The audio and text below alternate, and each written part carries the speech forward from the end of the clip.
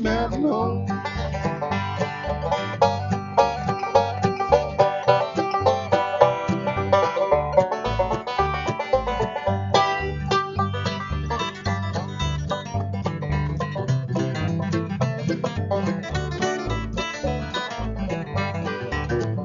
I'll refer to my old mountain home with desire. I've been wondering for you.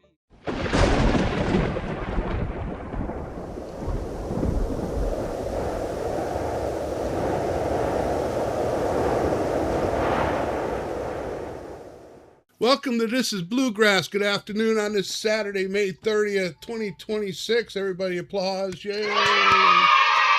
Okay, good for you. Daniel B. here to host today's event.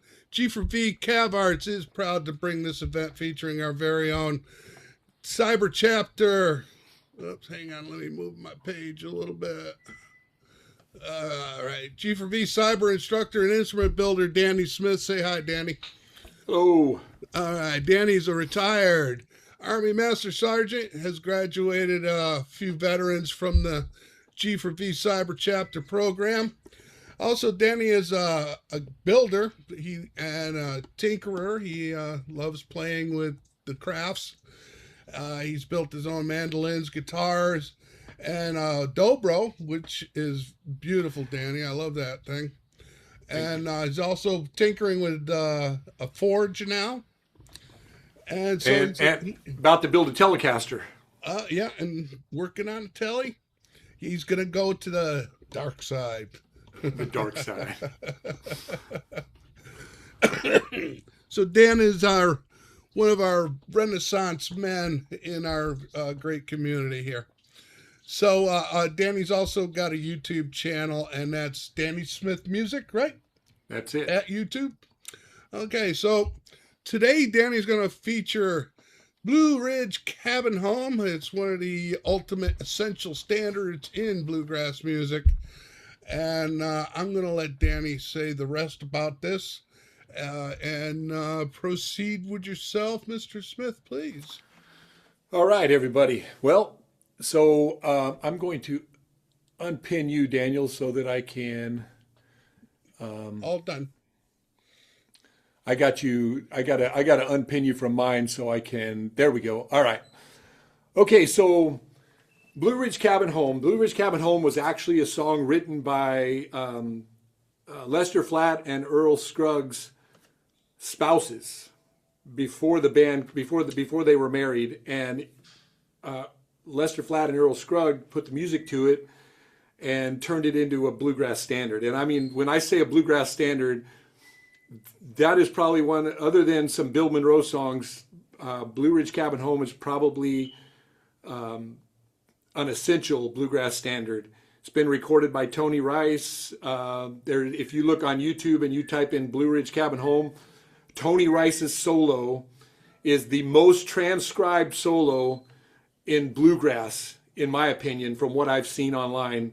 That solo that Tony Rice did on the Bluegrass Cabin Home with the Bluegrass Album Band, J.D. Crowe on banjo, Doyle Lawson on mandolin, Tony Rice on guitar, and Jerry Douglas on dobro.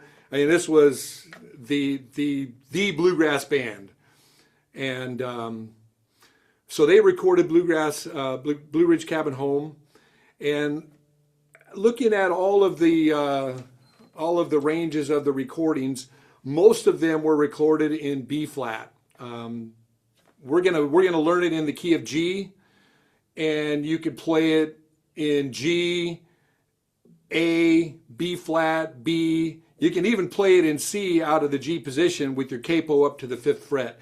Usually beyond the 5th fret, the capo starts to be a hindrance, and it sounds a little high pitched. Even though when you get above that C, it becomes a low-pitched singing song unless you've got this incredible high tenor voice. So we're going to learn it in the key of G, but you can easily play the solo that we learn today or that we work out today in any of those keys by just placing your capo and playing out of the G position. So Tony Rice's solo, I'll kind of give you, I don't know if anybody had a chance to listen to the song, but his solo really was not melody oriented at all. And the Flatt Scruggs, there was no guitar solo. There was a banjo solo, a fiddle solo, and a dobro solo from Josh Graves. And they all were very, very melody oriented. But when it came to this melody, or this song from the Bluegrass Album Band, the solo was not at all. It was very pentatonic, pentatonic major, pentatonic minor oriented. And so this is a slow version. I can't play it at 120 beats a minute. So I'll give you a slow version so you can hear the difference when we actually start the melody. So this was Tony's solo.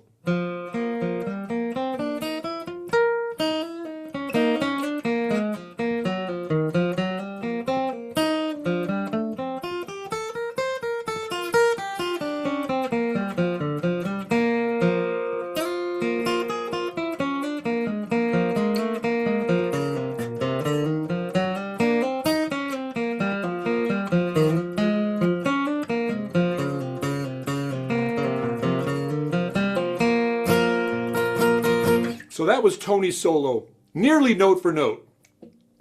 And that was a lot of pressure, and to be able to play it and not mess up, I'm pretty proud of myself. But anyways, so the song, I'll sing through it in the key of G and give you an idea of how the melody actually sounds. So I'll do one verse, I'll do the first verse and one chorus. The song is in the key of G.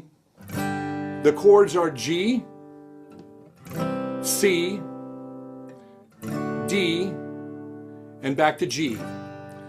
And there are 4 measures, 8 bars for the verse, 4 measures, 8 bars for the, so there's a total of 8 complete measures in the chorus and in the verse. And the chords are the same. So you'll have 2 of G, 2 of C, or the 4 chord, 2 of D or the 5 chord, and then back to G. And then you'll start all over again. So the song goes like this. There's a well-beaten path on this old mountainside where I wandered when I was a lad.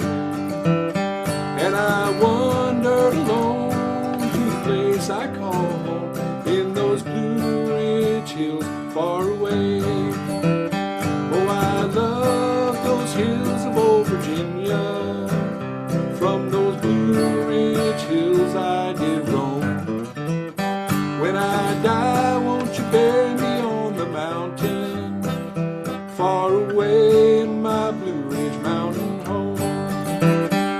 And then you go right into the solo from there. So as you can see, the song can be played at a good pace. That was probably about 85, 90 beats a minute. I feel comfortable playing in that range. But if you get in a jam, you're going to be playing in the upwards of 115 to 125. And when you get to that point, you just have to simplify your solo, and I'll show you how to do that. But the first thing you need to know is what is the melody of the song. The melody of the song, and in almost all cases, when it comes to bluegrass, your solo will be over the verse, okay? So if you have a song that has a chorus that sounds different than the verse, you're going to play a solo based on the melody of the verse. And a lot of times you might, if you got a big jam, the person leading the song might say, we're going to take one break in the verse, and then the next person will take a break in the chorus, and then we'll come back and sing from the verse. So, just be prepared for that, but know the melody of the song. In this case, the melody and the verse are really, really close to the same. So once you learn the melody of the song, you've got a break for the verse or the chorus, depending on where you would fall in a bluegrass circle. So the melody. There's a well-beaten path on this old mountainside. So on the guitar, it would sound something like...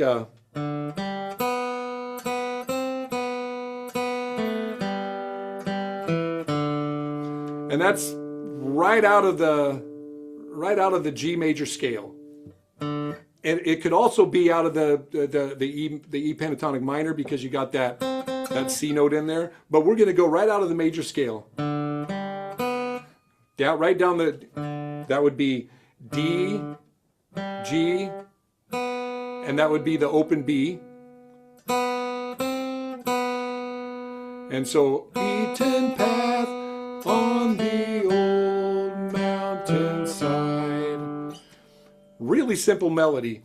I'm going to share my screen and show you this tablature that I have made up for this. I think this is going to be it right here. This is the embellished melody. Let me go back here and just share the screen and let me choose. All right. So here is the melody. And everybody could still see me, right? I'm gonna see if I can. Daniel, how do I split the screen to where I am there and everybody could still see me? Well, they're seeing you right now. That's the best you're going to get. Okay. All right. It's Zoom. So we've got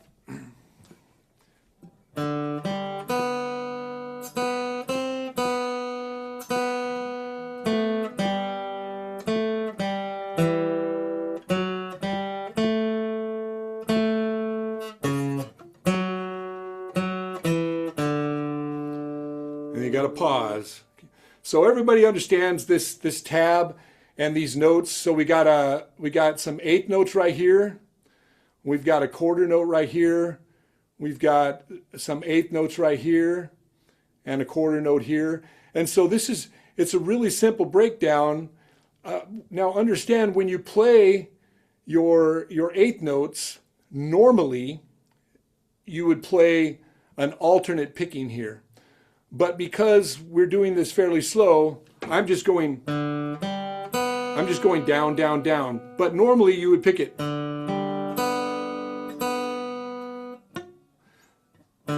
Everybody could see me right there, right? When I go down, down, up, down, down, up, down, down, up, down, down, up, down, down, up, down, down, down, down, up, down. And so it would be really, really important that when you look at this tablature, that you think in alternate picking. All of your quarter notes are downstrokes. All of your numbered, when you're counting on a metronome, 1 and 2 and 3 and 4 and, that's going to be eighth notes. 1 and 2 and. So your ands are your upstrokes. Your numbers are your downstrokes. So this would, if I was going to count out this first measure, 1 and 2, 3 and 4, and then we go into the next one because you got that quarter note which holds out that and. 1 and 2, 3 and 4, 1 and 2, 3 and 4. Does that make sense? Now if I count it out with all ands, 1 and 2 and 3 and 4, 1 and 2 and 3 and 4 and 1 and 2 and 3 and 4 and 1 and 2 and 3 and 4 and so that's kind of how you would count it out in your head. Now understand that bluegrass is usually played in 16th notes. So it's going to be faster than this. 1E and a 2E and a 3E and a 4E and a 1E and a 2E and a 3E and a 4E and a... That's how it's going to be counted out. But I find that eighth notes makes it a lot simpler to learn a melody. And so if you remember in any of the last lessons, I said that your melody is going to start on either the 1, the 3, or the 5 of the scale. Can anybody tell me what this melody starts on? We're in the G scale. What does this start on? Hold up your hands what number you think it is. It's not the 1. It's not the 5. Not the 4. It's either going to be the 1, the 3, or the 5. So the G scale, we got G, A, B, C, D, right? So it starts on the 5. There's a well, there's a well. So that might, 1, 2, 3, 4, 5. That's where I'm starting. And almost every melody you could think of is going to, that rule is going to apply, I'd say 99% of the time. It's going to be the 1, the 3, or the 5. Twinkle, twinkle, little star. Are You Sleeping, Brother John? Happy Birthday. Every song has got a starting point on the melody. And the easiest way to think about it is, okay, what key am I in? I'm in G. What's the possibilities that I have? I got 3. 1, the 3, or the 5. There's a well. That's not it. There's my 3. That's not it. There it is. There's a well-beaten path on this old mountainside. So, not to belabor that point, but when you're trying to figure out a melody to a song, it's really easy if you just stop and think of those two things. What key am I in? And where does it start? Once you figure that out, you can noodle around to figure out the rest of the melody. So let's go through this melody all together here. And does anybody have trouble reading the tab? Okay, I'm going to play through it. I'm going to play through it really slow. We'll go through this entire melody. And then when we get to the end, I'm going to show you this ending lick. It's a little pentatonic lick, and I'll show you how it goes and how it sounds. So right now, let's go through this nice and slow. We'll go 1, 2, 3, 4, and here we go.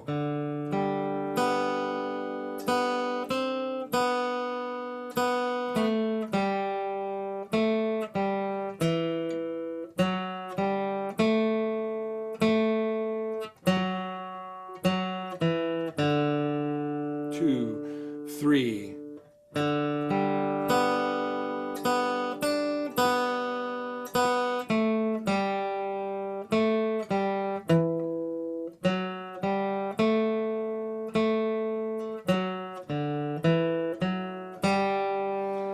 And so this ending pentatonic lick, it's a really fun lick. This is more of a Doc Watson lick.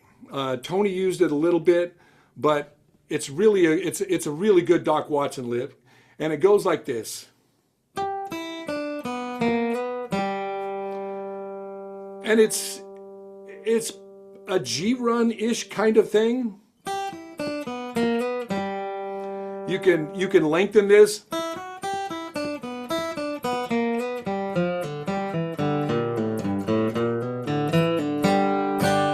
And that's just, I'm just running down the pentatonic scale.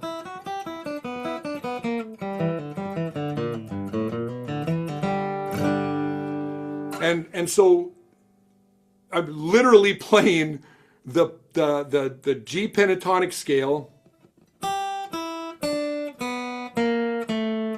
with a little blue note added in there, the flat third.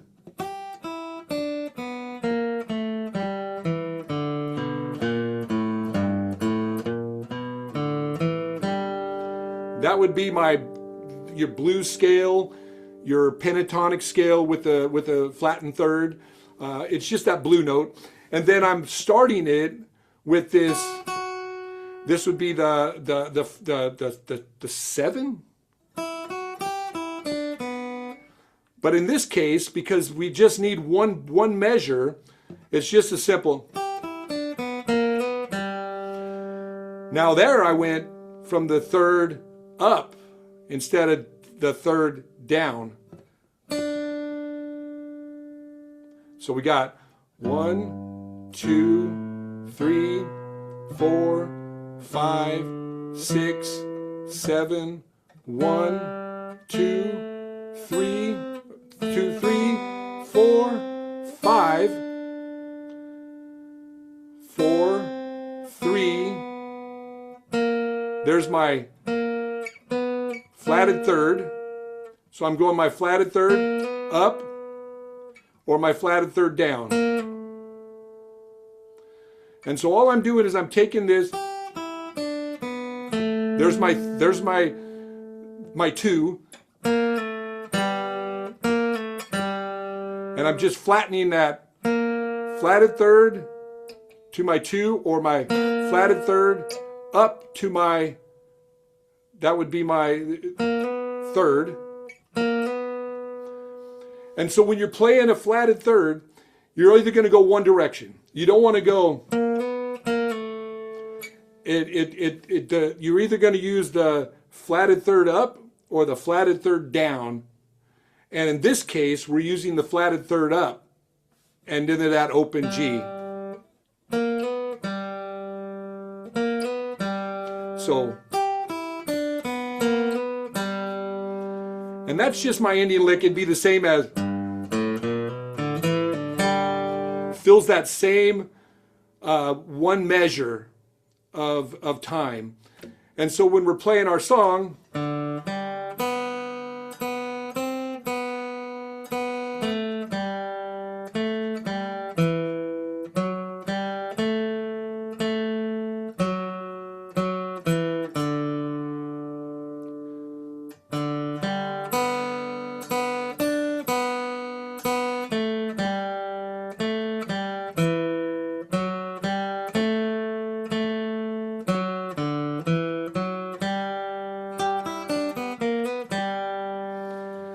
I started that a little early. You'd have to hold that out before you start into that Indian lick, because you have to keep that count going, or you would have to add a few more notes to your Indian lick.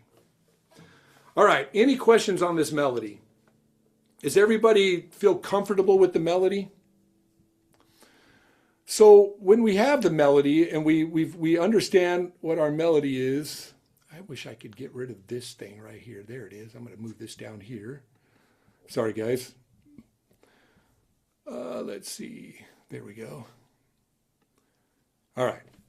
So once we have the melody, we can start adding to this melody, because you notice we got some spots here.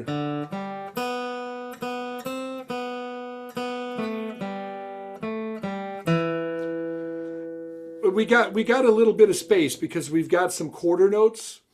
And when we get to the end of that, we can add a G run. So I'm over here at the end of my, on my fifth bar, I've got a dotted half note, which is going to give me, I've got a 1 and, 2 and, 3 and, 4 and right here. I got a dotted half note. So I'm filling up 4 beats here with my count. And I can add a G run in there because that gives me just enough time.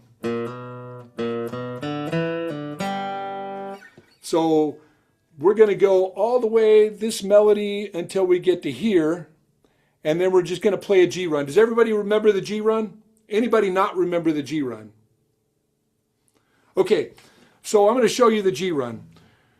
Your G run begins on the G, and then you're just walking up that scale.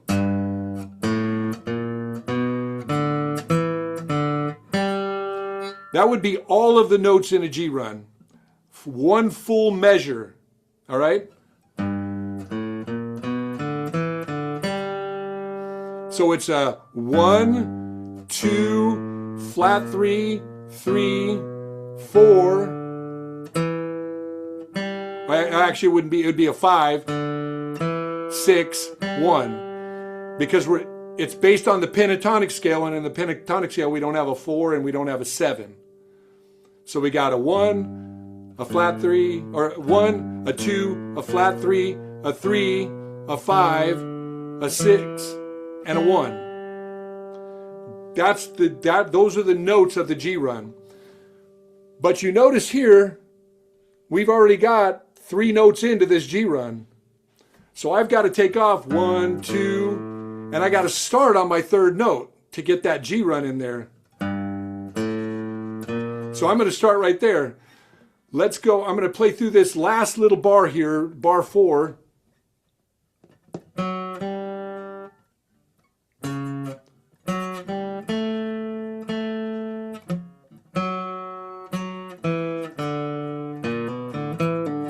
So I'm just starting right on that flat third.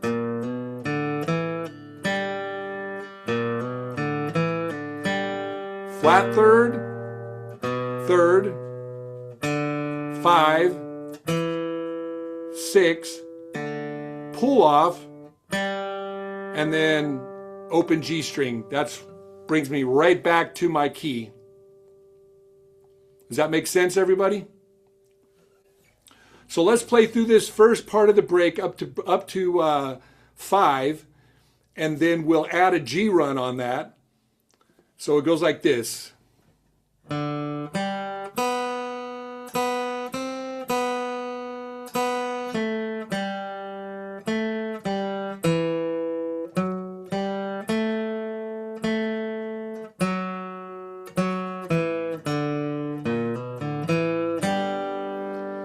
And you notice I did my G run a little different that time. Your G run could, you can change your G run up to what you feel at that moment. So you could slide it.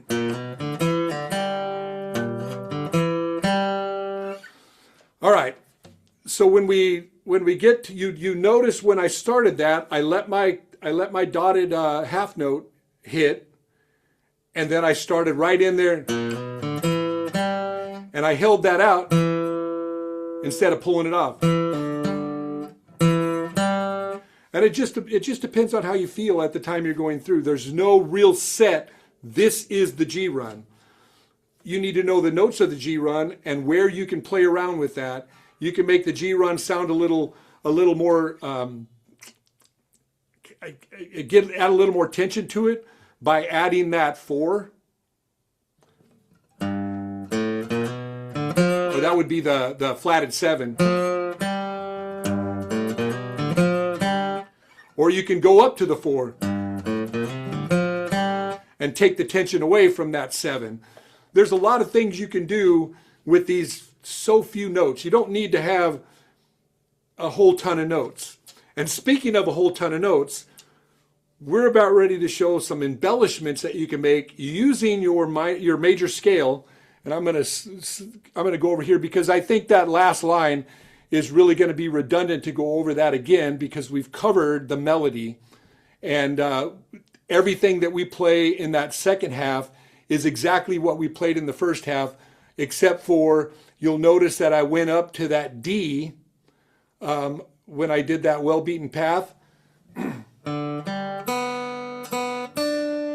And that's just to add a little more interest to the basic melody. But if we go over here, I'm going to move over to my next, that's my embellished melody. Here we go. So this is,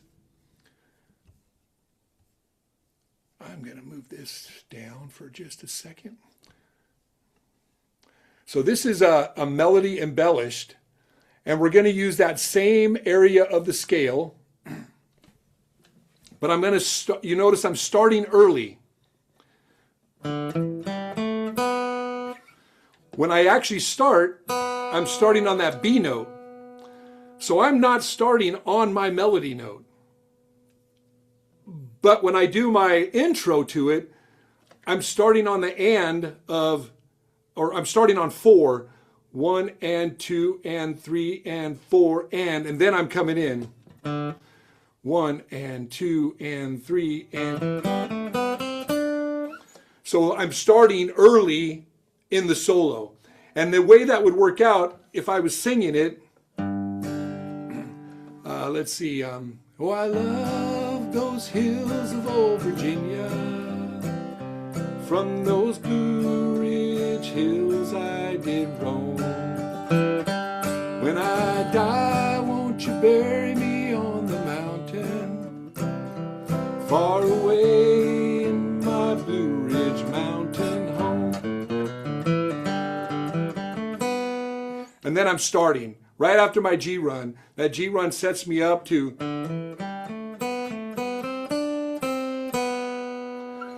And you notice I'm still playing in my melody when I run down this. I'm still playing my melody notes, but I'm adding more notes from the scale.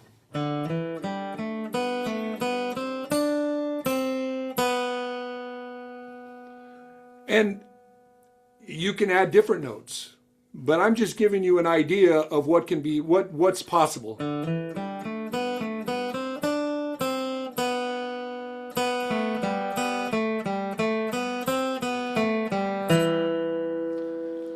And so I'll play through this real quick so it'll make sense. If I can make that a little bit smaller. There we go. Can everybody see the whole tab? So I'll play through it so you can hear how this melody sounds. I've got quarter notes, and I've got eighth notes, and I've got some half notes. So this is what it'll sound like.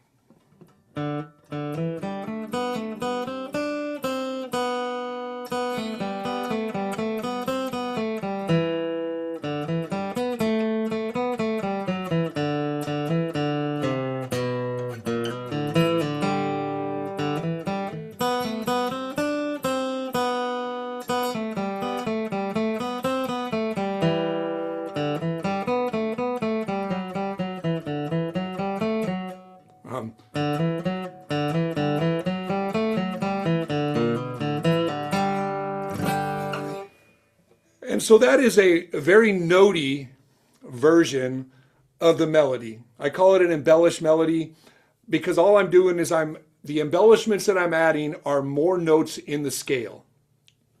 Now, that's fun, but it goes so far away from the melody, just like the Tony Rice solo. It's so far away from the melody, even though all these notes are in the melody. I can almost hear the melody in there. Can you hear the melody in there? Anybody hear the melody in there, what I just played? You can hear it a little bit, right? The notes are there, but the notes aren't in the same spot.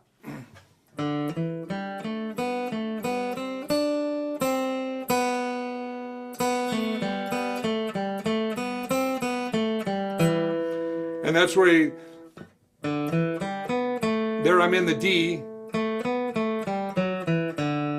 And now I'm going back to the G.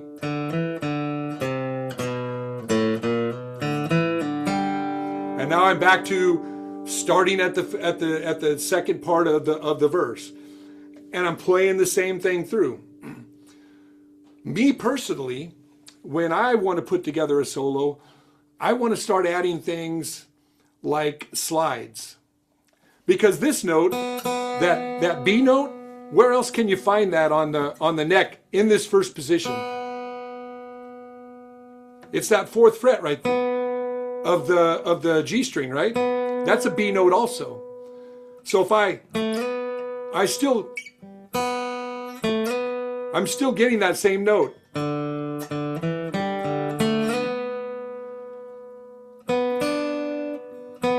And then I can double stop that. All I'm doing is I'm adding a harmony note to that B by adding the D note.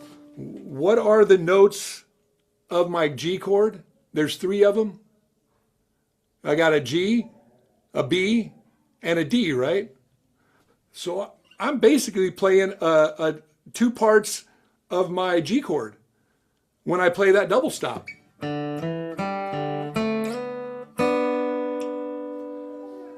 My melody note goes up to that C. So check this out. There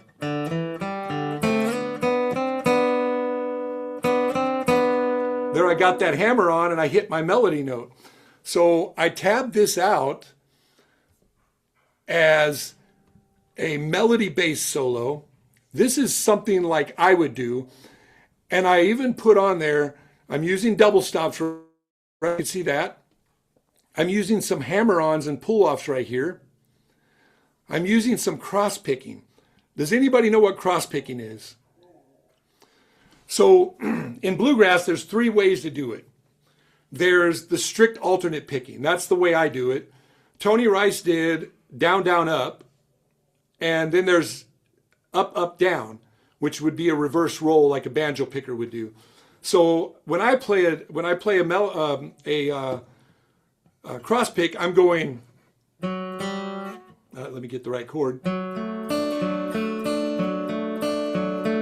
I'm going down, up, down, up, down, up, down, up, down, up, down, up. So there I did 8 notes to get me all the way through, so that I end up, actually did 12 notes. I did a set of 6 and then another set of 6. But what happens if I only want to cross pick in a smaller section? Well, there's a couple ways I could do that. I can take and add two additional notes to that 6 to get me to my 4. It doesn't matter which notes they are. They could be what would that be? That would be my B and I'm in the key. I'm in D right here, so I'm just adding the top and the bottom of that chord, or the top and the middle, or the middle and the bottom. It doesn't matter which notes I add, just as long as I go 3, 3, 2 to get back. In this case, I'm doing a quarter note before I start my cross pick. So I've already taken those 2 beats, the 1 and then all I got to do is fill 2 and 3 and 4 and before I start walking back down. So what this sounds like, we're going to go all the way up to the cross picking part.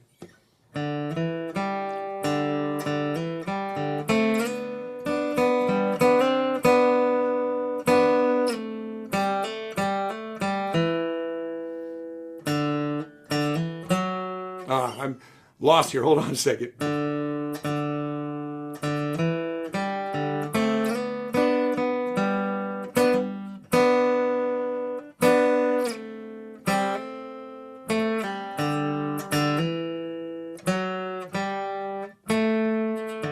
And then I'm going to set up my cross picking.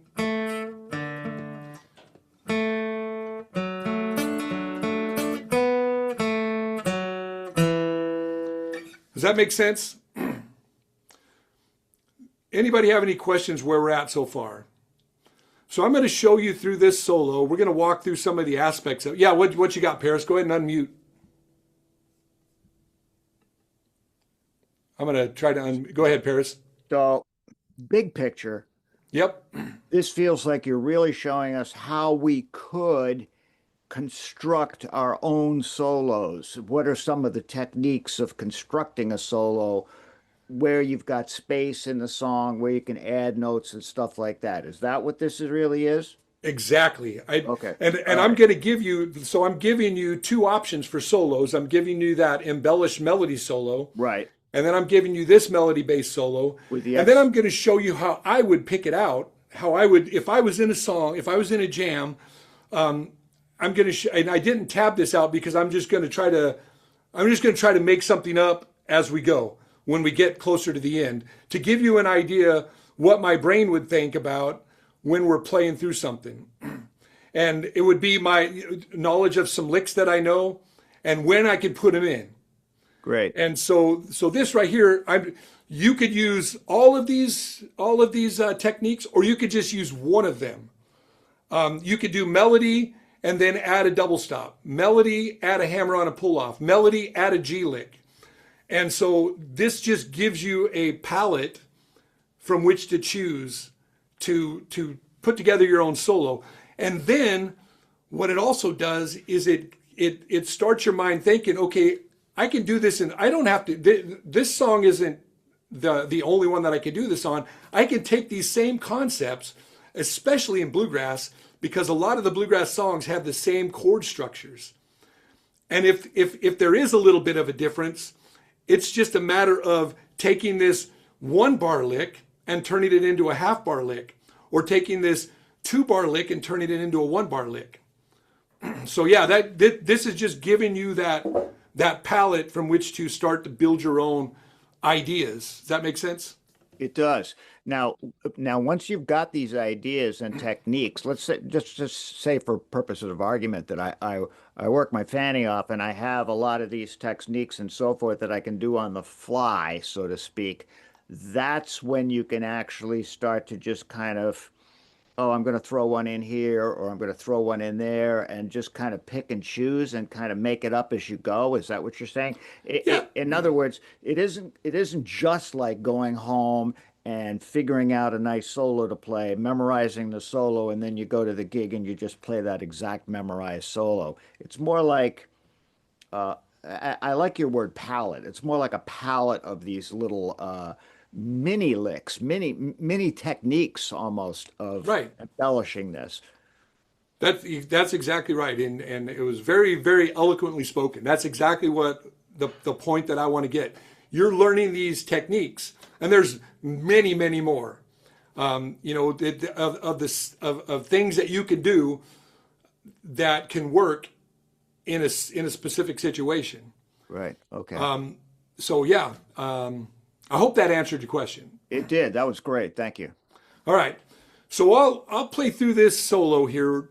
I'll try to play through what I got written as close as I've got it written, so you can hear it, and then we'll talk about some of the techniques, and I'll answer some questions on that. So here we go.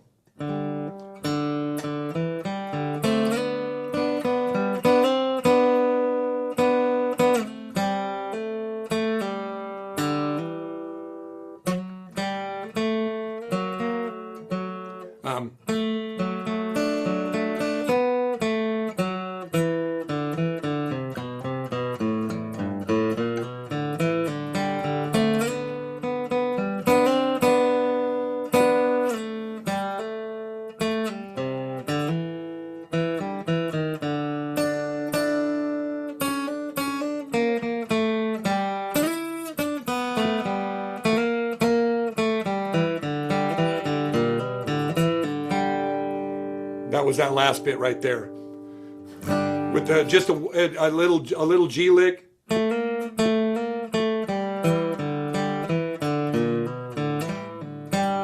if you notice that G lick that I just played, sounds a lot like this.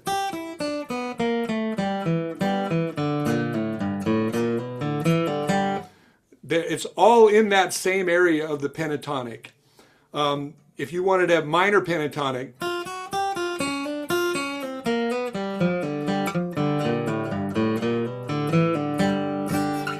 same thing. 2-measure G lick. Instead of using the major pentatonic, I'm using the minor pentatonic in that same position. All right. So, questions on any of these techniques? These licks, I guess these licks would be. So I've got a G lick. And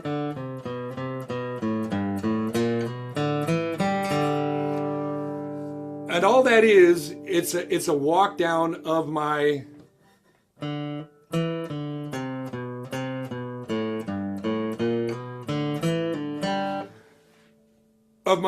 basically my G scale. I'm just walking down that G scale, and then once I get to my root, I'm walking right back up with a G run, just a standard G run. Any questions from what you see here, any questions on any of these licks? Nobody? If you got a question, unmute and throw that question out there, and then we could talk through some of these things. Danny, any time with the music? What's that? Just need some time with the music so I can get it under the fingers. Oh yeah, for sure. I mean, I don't expect anybody here. If you rip through this today, I'm going to be so impressed, and I'm going to put you on my YouTube channel and say, "Hey, check this guy out." But you know, I can't even play these things. I've got one thing that I play in my mind, and then I try to add a few things to it. A lot of these things, I'll do that.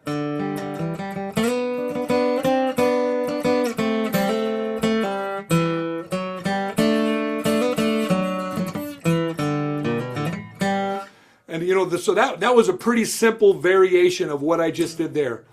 I didn't do the cross picking and I didn't do the G lick, but I did the double stops and I did the hammer-ons and pull-offs. So I took for that first section right there from my entry into the solo, I did the double stops. I did some basic hammer-ons for the C so you could hear the melody, and then when I went to the D, I played the melody right down to my G run. And I played my melody out of my D chord. And I just played the top half of that D chord. I'm playing my A and my D.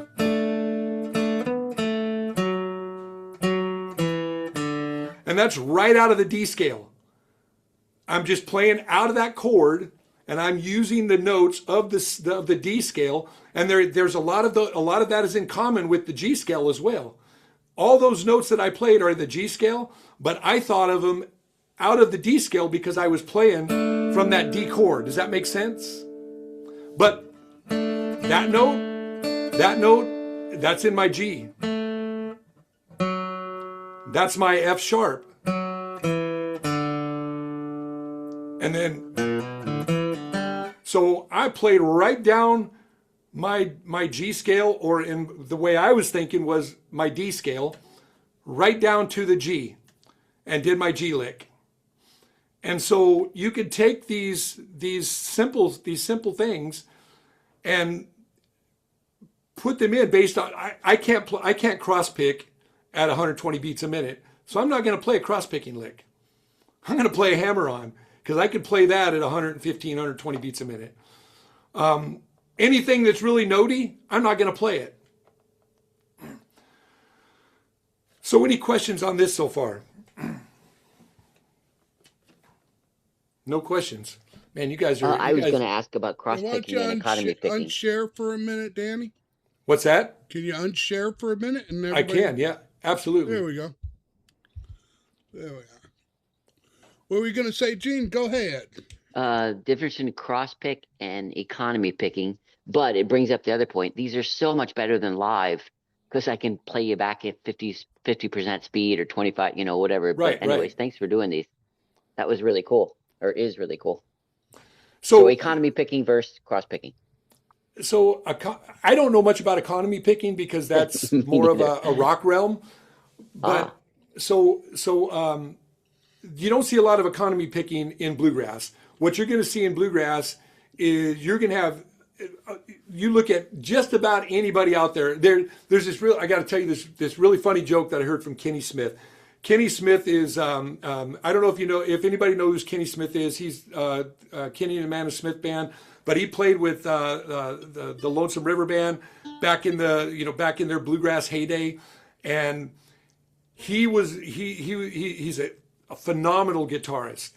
And if you don't know who Banjo Ben is, Banjo Ben, he's got a website, does a lot of YouTube videos.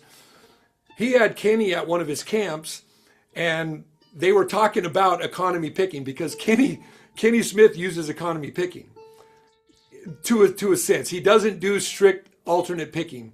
And Ben looked at him and said, How many albums, or how many bluegrass guitarist awards have you won since you started using this economy picking?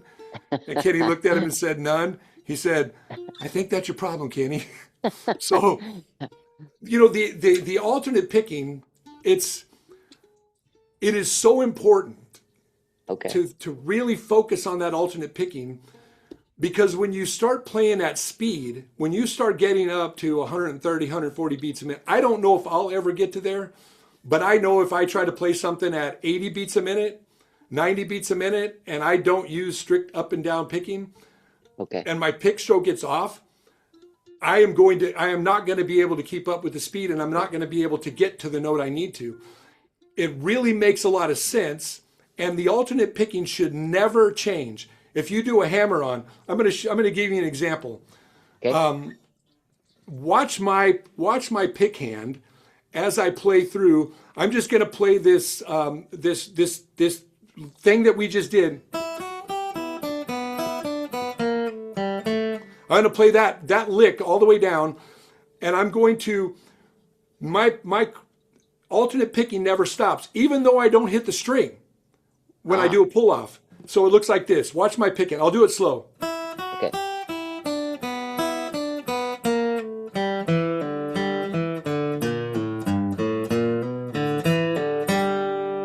You see, I ended on a downstroke. Pick. Yeah, you ghost pick. Yeah, ghost pick. That's exactly what's happening. Okay. And so think about that when you're cross picking.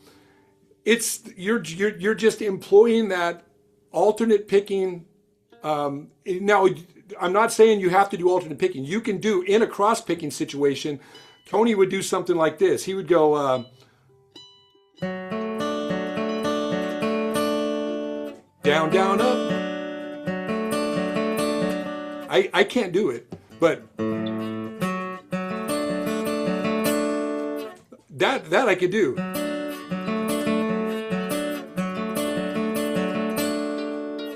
And what you can do is you can hold a chord. Doesn't matter what chord. Right now I'm holding a D chord, D as in dog, and I'm playing the top of my D, and then I'm playing that I guess that would be the what note is that? That's the F sharp. That's my D, E, F sharp. That's my third. Three. Yep. So I'm just gonna go down, up, down, up, down, up, down, up, down, up, down, up. So I'm going down, up, down, and then I'm skipping back up to my top string again, and I'm hitting it with an upstroke.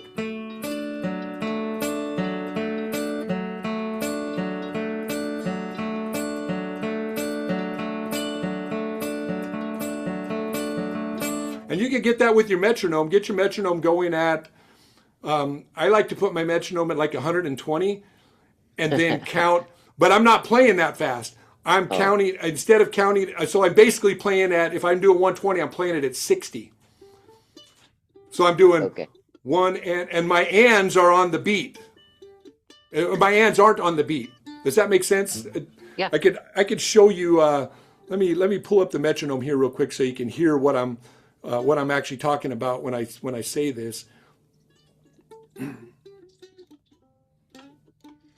So if I put my metronome on 60, everybody can hear the metronome? Yes. So I got a 1 and 2 and 3 and 4 and now if I put my metronome on 120 and I count the same thing, 1 and 2 and 3 and 4 and instead of doing 1 and 2 and 3 and 4 and I'm cutting that in half.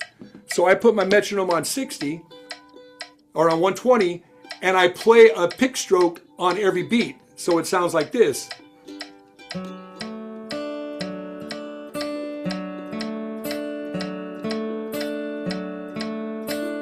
Versus trying to keep up with that metronome at that speed. Does that make sense to everybody? Thank you. All right. Anybody else have any other questions? Well, as long as you're there, I got one more. Where'd you get Yes. that tab program or app? So that's Guitar Pro 8. Hey, Dan, I'm going to mute you for a second. You what? I was going to say, I keep switching to Danny. Sorry. I'm That's not all right. muted? No, you're not. Oh, What were you thinking? All right. So, yeah, it's called Guitar Pro 8. And Okay, thank if you look online, you could find, you can usually find coupons for it. So you can get it 10, 20% off. It's worth, I think I paid $50 for it. It's worth every penny. It's a learning curve, but it's fun. All right, guys. So Cheers. let me look at the chat here. Cross picking, strict down, up, economy, do what flows. Next note is adjacent, down, down works fine. Yeah, exactly, Paris. So that economy picking, that is great when you're playing rock stuff where there's no, rock is usually not, I don't want to say it's usually not following a melody. It's following, they're playing within a pattern and they're playing whatever comes to mind. Same with blues. It's not, there's not necessarily a melody, and where bluegrass comes from, this tradition of the fiddle tune, where the fiddler played the melody, and this old time music, the guitar player, they were just a rhythm person, and the fiddlers would play the melody. They were singing the song with their fiddle, and so when players like Doc Watson came around, Doc Watson was a very, very strict, he played the melody very well, and he played it very well, very fast. And he was able to take the melody and make you hear the melody while still playing all these crazy licks with it. And then Tony Rice came along and he followed along after Clarence White. And he added a lot more blues to it. So that's where you get that pentatonic major, pentatonic minor feel in a lot of his solos. And but don't get me wrong, when you listen to Tony play some fiddle tunes, and that guy could take a fiddle tune and play the melody like nobody else and still incorporate his feel of the pentatonic major, pentatonic minor scales. And it's just a thing it's such a beautiful thing to listen to. Listen to, when you get a chance after this, go listen to something like Gold Rush with Tony Rice. Great song. It's a very...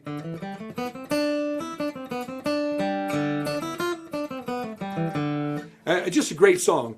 And he plays that melody very well, and then he takes it up the neck, and it's just so good. But listening to music is a great way to understand the melody, especially if you're doing a singing song. Because a lot of times when people play a solo to a singing song, they don't play the melody. They're just playing a lot of notes. And you could tell the difference between a person that plays a lot of notes really fast versus a person that tastefully takes that melody and makes it sound like music. And it's great. So yeah, I got a little kitten. We got an 8-week-old kitten, and she's chewing on my legs. So I'm trying really hard to hold it together. But anyways, so back to our share here. And I'm going to go over here. This is where we're at with we got our cross picking. And then I just got a quarter note walk down to get to my G chord, where I'm going to play a little G lick.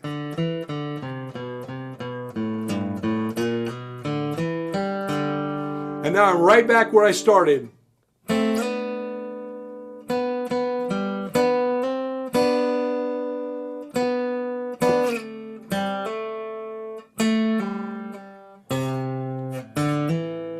And there I'm in my next note, and I'm about to do a C lick.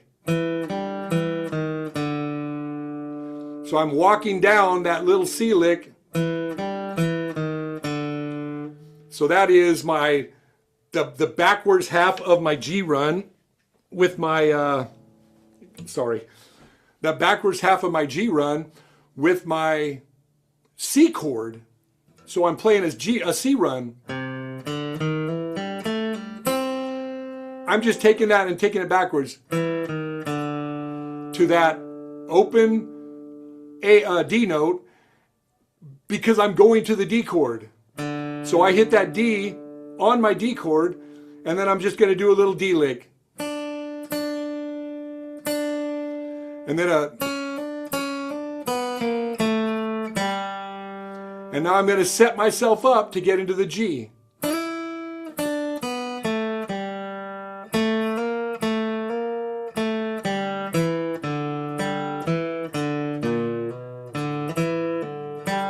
And that's where I ended up with my little G run. So taking that and walking that into a back to get back to my chord and finish up my lead. Now, when you listen to this with the music, this goes a little longer than the 16 bars, 17 bars that would be in the song. So that little bit of a lick afterwards, there's a full measure longer than normal, and you're going to see that a lot in bluegrass.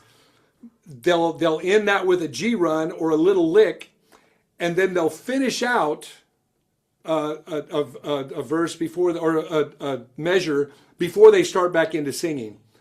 And a lot of times, you'll finish off a song where it's like.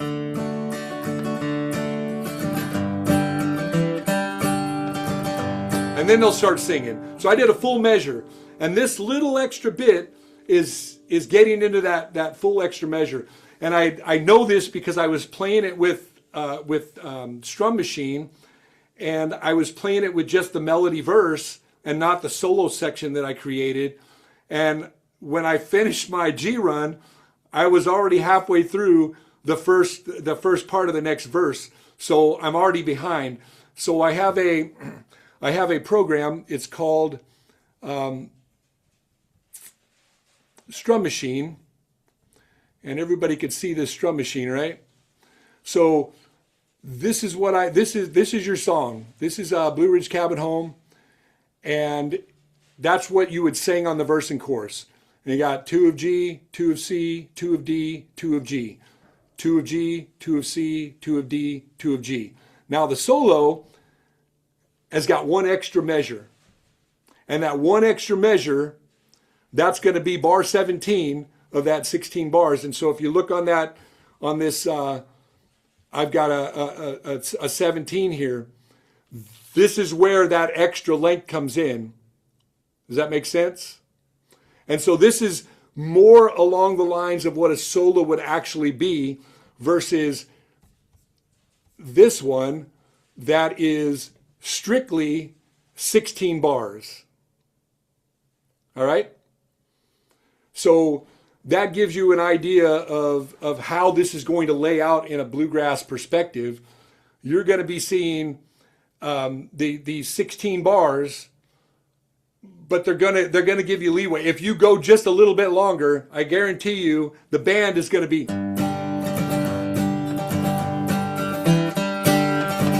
And they're just going to be waiting for you. You might be doing this.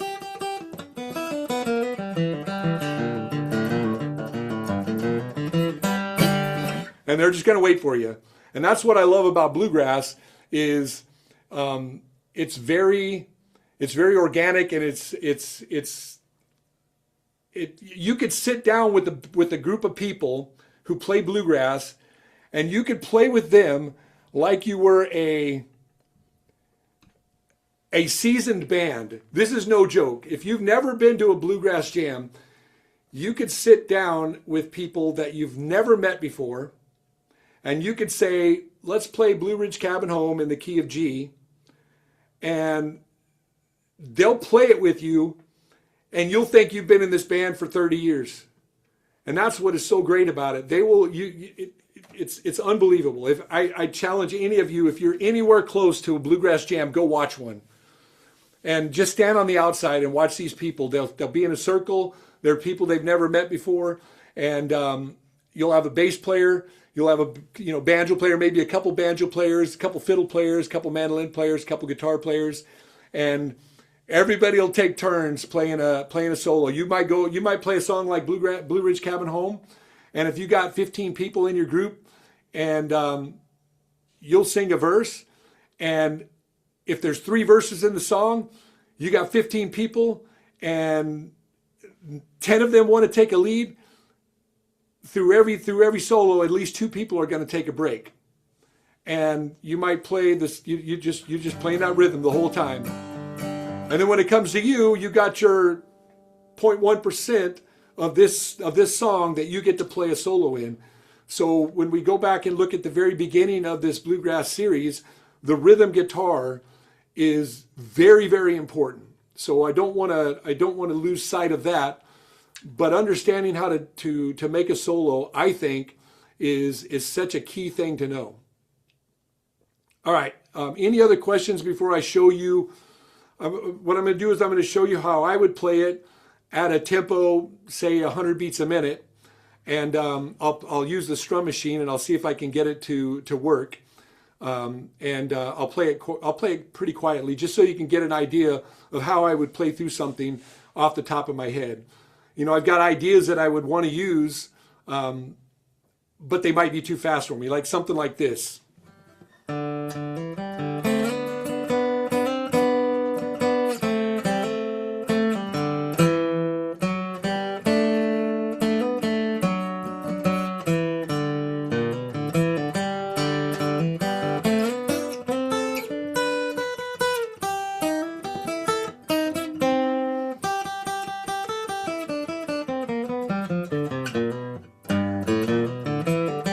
That was just something that, using some licks that I know at the end there.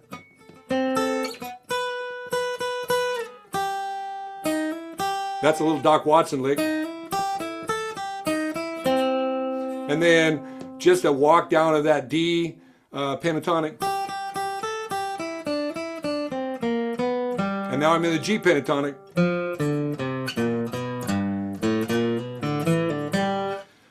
And so those are kind of some of the things that when I'm practicing, I'll sit and try to think of ways that I can add to this solo. But I'll always start with a melody. Where's my melody, and how can I access it throughout the key, throughout my fingerboard? So questions, guys. Anybody want to unmute and ask another question? Is there somewhere to download the tab that you have made? Yeah, Daniel's going to post that when he posts the recording. He'll post it in the comments. Perfect. And there's three versions of the tab that he'll post. He'll post the melody version, the embellished eighth note melody, and the one that's using all the licks. And you could take those three, the combination of those three, and throw together a decent solo, I think. That's how I would do it. And like I said, I'll show you with Strum Machine to kind of give you an idea of how I would play it using some concepts from what we saw.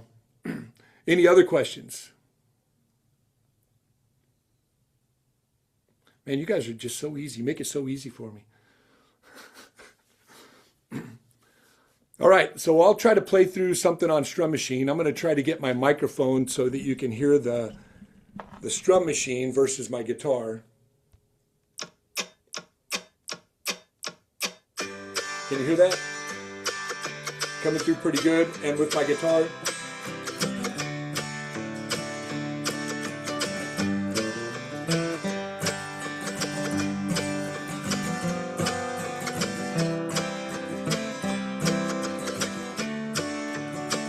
Here we go.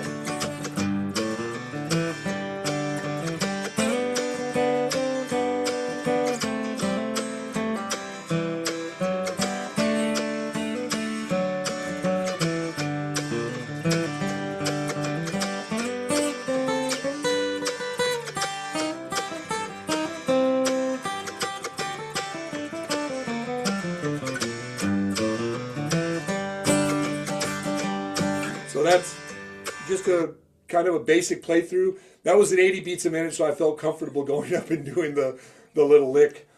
But if it was faster than that, if we were at let's say 105 beats a minute,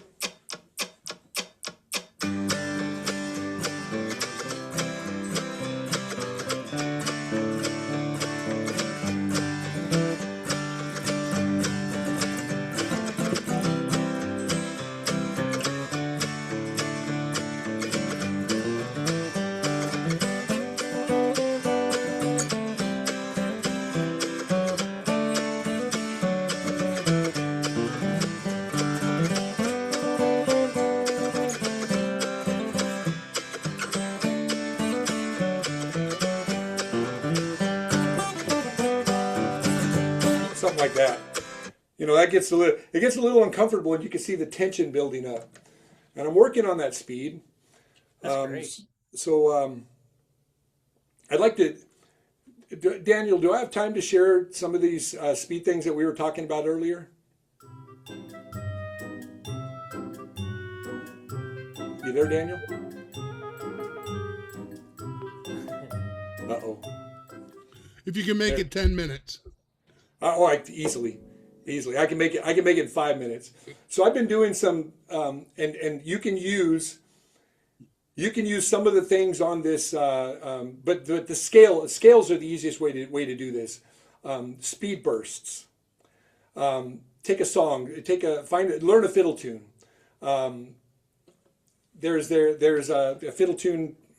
We did Old Joe Clark. We did. You could do something like Clinch Mountain Backstep.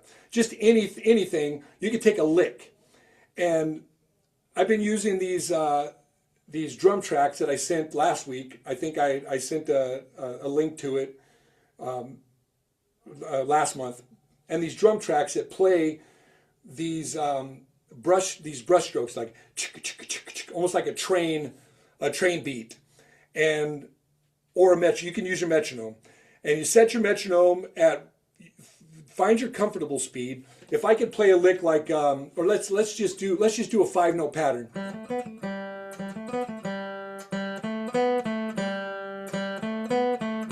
Down, up, down, up, down. So I'm just using that 5-beat pattern, and I'm going to go to my metronome, and so you can do it. I'm going to do it at 100 beats a minute. 1 and 2 and 3 and 4 and. But I got to count it in 1 E and a 2 E and a 3 E and a 4 E and a.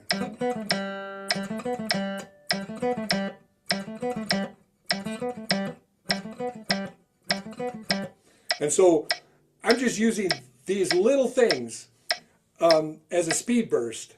And surprisingly, that felt a lot easier than just yesterday. Yesterday, I was struggling at 100, and I was, getting some bum notes. And you get this, you go through these speed bursts. Pick a song that you're trying to learn. Don't try to play the whole song. Take this solo that we just did. Don't try to play the whole solo. Take 5 notes of it. Take 6 notes of it. Take 3 notes of it. That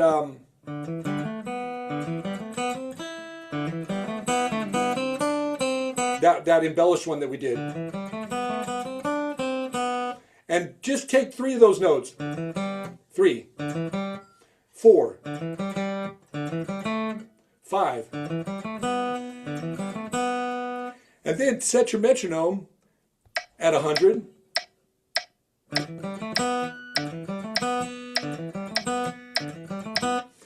And to give you an idea how that would sound, this is 16th notes at 100 beats a minute. This is 200 beats a minute.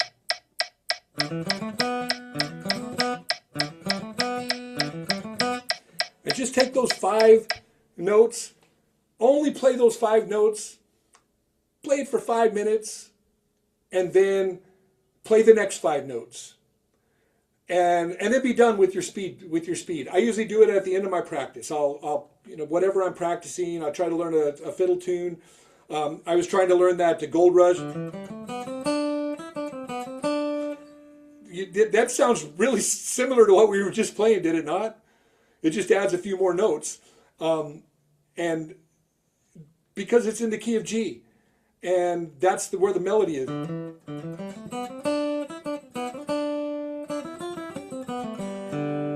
And so I'll take that first part of that, those first 5 notes, or 7 notes there, and I just play that over and over again.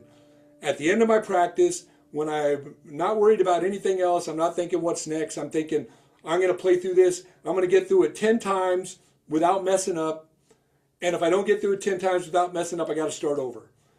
And you could do that, or you could just say, I'm going to set my timer for 5 minutes, and I'm going to do just these 5 notes at 100 beats a minute for 5 minutes, and then practice is done. And then I don't think any more else about it. That is a great way to build speed. And getting that alternate picking, make sure that's clear. Don't do it with something you don't know. And don't make too many notes, because if you make too many notes, then you're going to mess them up, and then you're going to build bad muscle memory habits. So take the smallest chunk of music that you can, put it at a speed that you are uncomfortable with, and if you have to back it up just a little bit, back it up so you can play it clean, and then speed it up. Put yourself in an uncomfortable zone and force yourself to get better at that speed. And that's going to be the best way to build speed. And I learned it from Jake Workman. I did a month-long Zoom thing with him, and it was eye-opening. And there's so many things that have helped me to get faster that I've noticed. I did it in what was that? We're in May, so I did it in April, whole month of April, and then I've been practicing all those concepts in May, and I see a huge difference. A solo that I could only play at 85 beats a minute, I could play at 100 now, and that's all is strictly from doing those small things. So you're at it, Dan. Guys, I thank you for your time, spending Saturday with me. And next month, I think I'm going to do a song in the key of C. I just haven't decided which one it is. Maybe How Mountain Girls Can Love, or something like we'll play it in the key of C. Rank Stranger. It's a slower song by the Stanley Brothers. And yeah, we'll do Rank Stranger. Have your capos ready because it's in the key of E, but I play it out of the C position. and we'll learn the intro to Rank Stranger. And that's another bluegrass song. If you've heard it before, I wandered again to my home in the mountain, and it's got that part. Everybody I met. It goes way up there. We'll learn the intro of that song. It's an old George Suffler song, so there's a lot of cross picking in it. It's really fun. Awesome. You're up, Dan. Oh, hey, cool. The handoff's been done. Any more questions, comments, anything, anybody? No? Of course, we can still stay on after we're done. I'll keep the channel open. I just won't be recording anymore. So, anyway, thank you all for being a part of This is Bluegrass. Guitar for Vets is a 501c3 nonprofit dedicated to providing relief to struggling veterans through the healing power of music and community. Since 2007, Guitar for Vets has served at-risk United States veterans impacted by PTSD and other service-related trauma. Through our unique 10-week structured program, putting the healing power of music in the hands of our nation's heroes, helping to foster renewal, connection, and community. And I'm all choked up now. On behalf of Danny and myself, be well and keep on strumming, everyone. Safe travels.